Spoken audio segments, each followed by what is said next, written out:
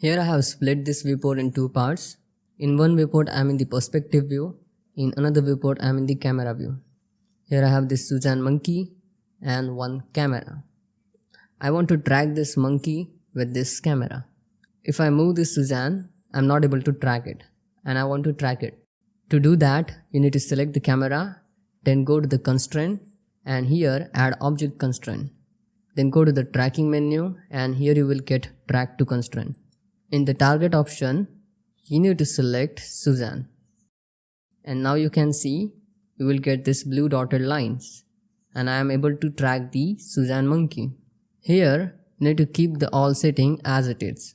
And now if I move the Suzanne monkey, I will be able to track it like this.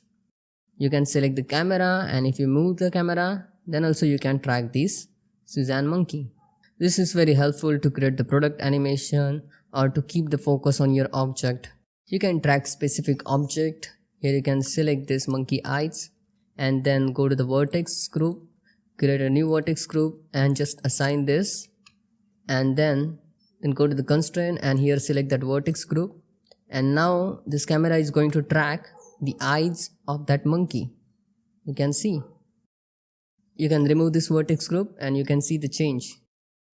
Similar to the camera, you can track any object. So I'm going to add a light, spotlight, then give the position to light at here, scale down this and then select the light and then select the camera and copy to selected.